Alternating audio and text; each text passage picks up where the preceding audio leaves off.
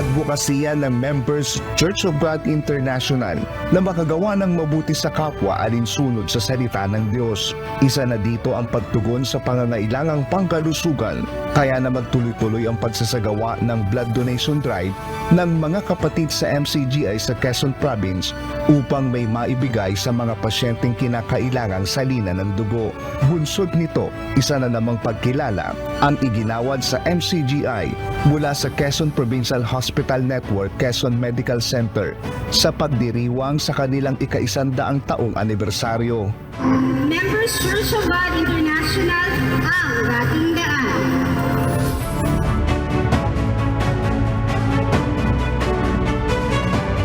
Ang bawat pagkilala na ating iginagawad o igagawad ngayong gabi ay higit pa sa isang pagpapahalaga.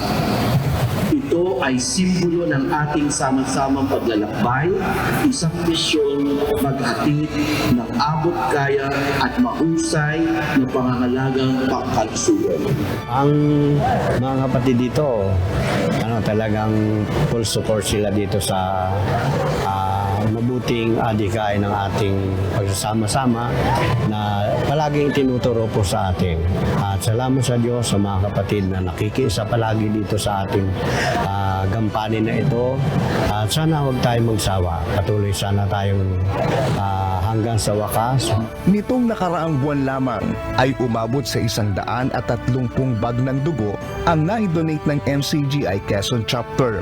Kabilang sa mga binigyan ng pagkilala sa Stakeholders and Employees Award ang mula sa lokal na pamahalaan at pribadong sektor, lalo't higit ang mga empleyado ng Quezon Medical Center at District Hospital sa Lalawigan na nagpakita ng dedikasyon at kahusayan sa serbisyo.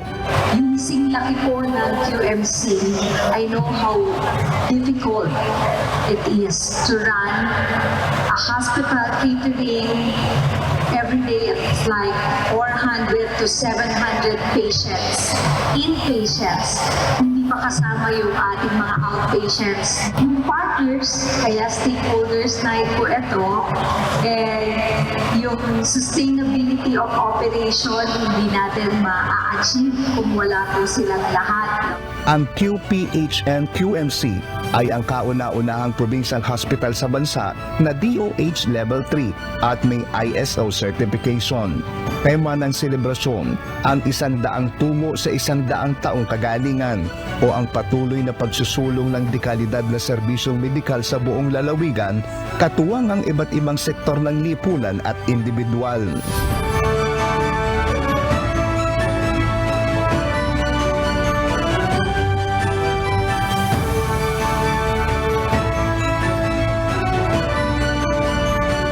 Japet Kablayda, UNTV News and Rescue. Diyos ang aming sandigan, serbisyo publiko ang aming pinahahalagahan.